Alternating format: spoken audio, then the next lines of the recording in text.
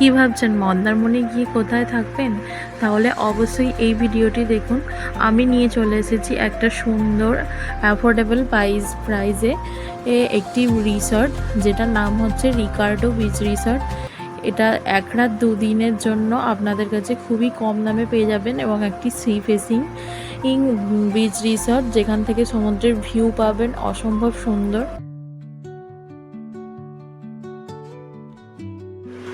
তো আজকের পুরো ভিডিওটি শেষ পর্যন্ত দেখতে থাকুন।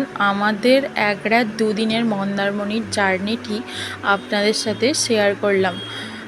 আমরা ভোর 4:30 নাগাদ উঠে পড়েছিলাম। আমাদের সাপুরচি থেকে উবের বুক করে চলে গেছিলাম হচ্ছে এয়ারপোর্ট, কারণ এয়ারপোর্ট থেকে আমাদের 6:10-এ বাস ছিল। বাসটি ছিল হচ্ছে সন্তোষ এর এসি বাস, যেটি বারাসাত থেকে ছাড়ে দীঘা পর্যন্ত যায়। কিন্তু আমরা যেহেতু মন্দারমণি যাব, তাই চাউরখোলা পর্যন্তই যাব। তো চাউরখোলা স্ট্যান্ডে নেমে গেছিলাম। ওই ধরুন 10টা 10:30 মতো, 10:30টার সময় করে নেমে গেছিলাম। চাউরখোলা থেকে আবার হচ্ছে অটো করে 30 থেকে 35 মিনিট মতো লাগবে আপনার রিকার্ডো বিচ রিসর্টে যেতে। তো আমরা পৌঁছে গেছি আমাদের রিসর্টে। যেহেতু বৃষ্টি হচ্ছিল, তাই সামনেটা অনেকটা জল আর কাদাও জমে গেছিলো। তো বর্ষাকালে যারা যেতে চাও একটু প্রবলেম হতে পারে, কারণ এই রিসর্টটা তো একদমই ভিতর দিকে, কিন্তু এখানে যেহেতু অটো টটো যায় তো অসুবিধা হবে না, কিন্তু বর্ষাকালে একটু জল পেতে পারো। তো এই রিসর্টটা ঢুকেই প্রথমে দেখলাম যে এখানে অনেক কটেজ আছে, মানে রিসর্টটা পুরোটাই হচ্ছে কটেজের মতো সাজানো। আর হচ্ছে এখানে সুইমিং পুল আছে। তো গিয়ে প্রথমে আমরা সমুদ্রে চলে গেছিলাম।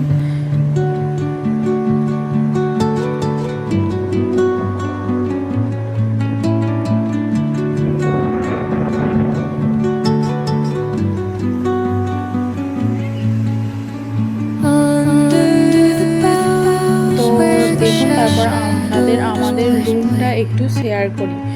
একটা বড় বেড ছিল, যেখানে 2-3 জন ভালোভাবে শুতে পারবেন। আর একটা বড় টিভি ছিল, একটা ড্রেসিং টেবিল ছিল, 2টো সাইড টেবিল ছিল, এসিও ছিল। ঘরটা নিট অ্যান্ড ক্লিনই ছিল, কোনো অসুবিধা হবে না। আর ড্রেসিং টেবিলের পাশে একটা জামা কাপড় রাখার জন্য আলাদা একটা তাক টাইপের ছিল, যেখানে আপনারা জামা কাপড়গুলো রাখতে পারবেন। বাথরুমটাও ভালো পরিষ্কার ছিল।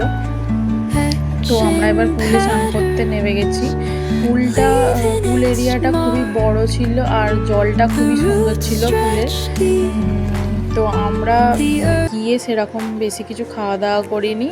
পুল থেকে একবারে উঠে তারপর আমরা দুপুরের লাঞ্চটা করব। ওদেরই রেস্টুরেন্ট থেকে আমরা দুপুরের লাঞ্চটা নিয়েছিলাম। তো আমরা পুলে ভীষণ মজা করছিলাম। মিনিমাম 1.5 ঘন্টা মতো ছিলাম পুলে। তারপরে আমরা লাঞ্চ করতে যাই দুপুরে।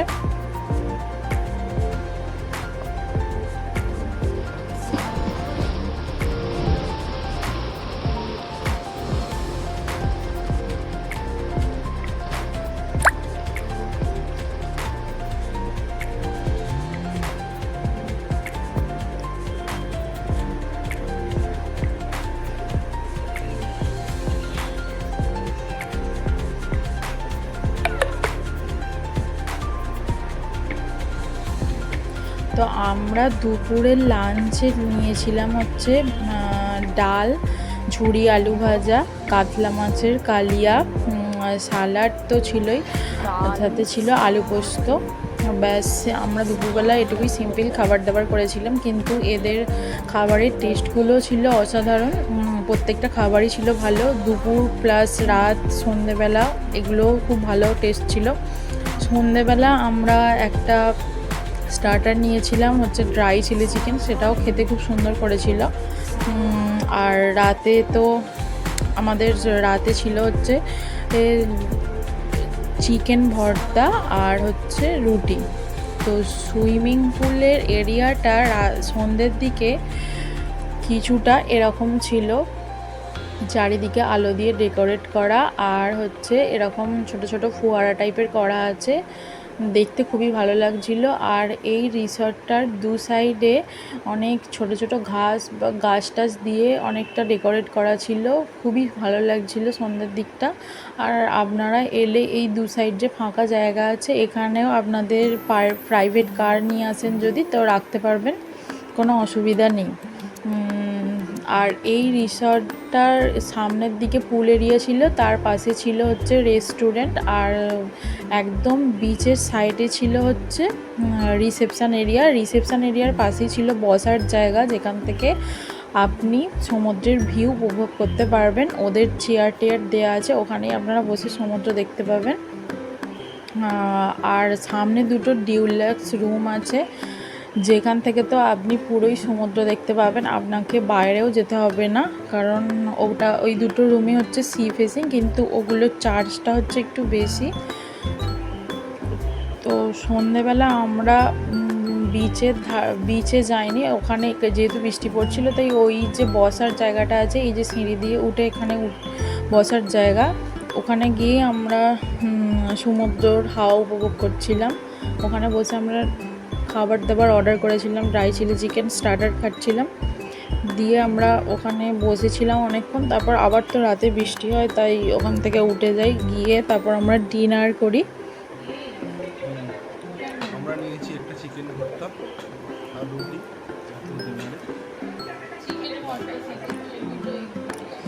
এটা হচ্ছে চিকেন ভর্তা, খুবই সুন্দর করে সাজিয়েছিল চিকেন ভর্তাটা, টেস্টটাও খুব সুন্দর ছিল। আর হচ্ছে হাত রুটি, মানে এমনি সিম্পল রুটি যেটা।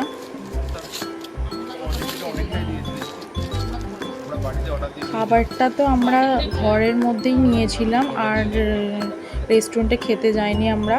আর সকালের মানে ব্রেকফাস্টে ছিল হচ্ছে লুচি, ঘুগনি আর ডিম সেদ্ধ, চা তো ছিলই।